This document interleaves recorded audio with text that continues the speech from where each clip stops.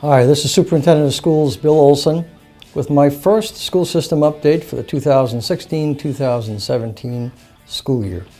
We've had an excellent start to the 2016-2017 school year. First, I want to thank all of our custodians and our maintenance staff for doing such a tremendous job in cleaning our buildings and improving them to provide safe, clean learning environments for all students and all staff. The cleanliness of buildings is very important to the proper education of students, and our buildings in Westford are among the very cleanest in the entire state. I also want to thank our teachers for coming in 2, 3, and sometimes 4 weeks before the beginning of the school year to set up their classrooms. This was a very, very warm summer, as you recall, and as I was walking through some of the buildings, there were many teachers who were setting up their rooms with bulletin boards and displays of educational materials when the temperature was in excess of 90 degrees. The dedication and commitment is what makes this an excellent school system. And our opening day on August 29th, Dr. Robert Brooks, a noted international psychologist, provided a wonderful talk with our entire staff on building motivation and resilience in students. In my discussions with teachers and administrators throughout the school system over the first few weeks, it was one of the best openings that our staff has experienced in many years, and they appreciated the opportunity to hear Dr. Brooks very, very much. During the summer, Newsweek listed Westford Academy as the second best high school in Massachusetts, behind Boston Latin, which is, as you know, is an exam entry school. And Westford Academy was listed by Newsweek as the 47th best high school in the entire nation. Now, I understand that different agencies and different organizations rate school systems on different criteria, but consistently our school system is rated among the very best in the state and one of the top school systems in the entire nation. Over the first 2 to 3 weeks, our Assistant Superintendent, Dr. Kerry Cleary, and I will continue to be meeting all of our staff and students, and we visit with everyone in the schools, because everyone matters. Whether you're a teacher, an administrator, custodian, school nurse, cafeteria worker, everyone contributes to the development of a child. It's a great opportunity for us to wish them a great school year and have a positive beginning, and know that we listen to them and we care about what they have to say in terms of suggestions for improving our school system. Our enrollment as of September 1st is 5,141 students. That's 41 students fewer than last year. But what we're seeing is a tapering off of the larger declines in enrollment. In the past several years, we've had some years that our enrollment has declined by upwards of 100 students. It is not that much this year, and what we're seeing is a significant increase in the arrival of new parents with children of school age in the town of Westford, moving to the town to take advantage of an excellent school system and realizing the quality, the high quality of all of the town's services.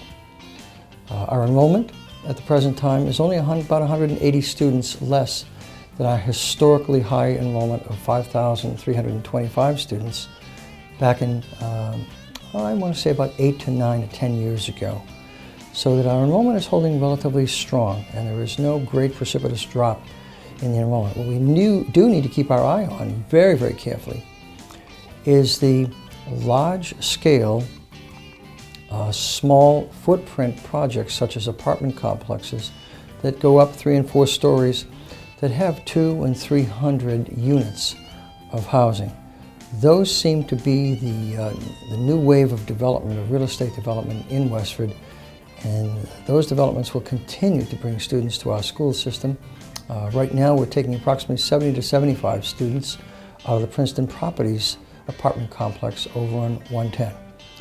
It's a viable way for new residents to arrive in Westford and to educate their children and to take advantage of a wonderful, wonderful town. Just quickly, my goals for this year, first of all, is to develop some maker spaces, to begin to focus more on innovation and creative thought of our students and staff in those schools that have available space. In some school systems around the country, libraries are being converted into maker spaces. I'm establishing a cultural diversity committee to raise the awareness of the cultural norms, practices of our diverse population in Westford, and our very richly diverse population. I've established an innovation fund that will be funding projects, project-based learning activities. We'll be funding maker spaces. We'll be funding professional development to enhance the level of innovative, creative thought of our students and our staff. This follows up on a presentation that our administrators heard from Dr. Tony Wagner, a Harvard University professor, who has written numerous books and several of late on innovation, the importance of innovation, and stimulating the creative mindsets of students and staff. And finally, my fourth goal is to convene a committee to study and sort of do some visioning on the classroom of the future. And I've asked MIT professor Dr. David Birnbach. David is an Andover resident, teaches in the MIT Sloan School of Management. I happened to be talking with David at a meeting I was at last spring, and David is very big on the importance of innovation and teaching students to be more creative and innovative in their thought and working in teams and project-based activities. And David has agreed to facilitate our meetings, which I'm very excited about. I wanted to bring somebody from an outside perspective, with an outside perspective, who has both higher education experience, who has teaching experience in the area of innovation and entrepreneurship, and also has practical private sector experience. Finally, I want to invite you all to the Westford Parent Connection presentation of Beyond Measure, which will take place on October 13th at the Westford Academy Performing Arts Center. We will be having a panel discussion of which I will be very much a part of. We hope to have a large number of the community turn out so that we can talk about what education has looked like in the United States over the past 100 years and how we now need to adapt to what is happening around us with the globalization movement that has certainly been present for many, many years, but also the changing, accelerated pace of new information, new technologies, as Tom Friedman, New York Times economics reporter, calls the hyperconnectedness of the globalization movement. So hope to see you next time. Lots of great things are happening in the school system. I'll be in touch with you. Look forward to seeing you shortly.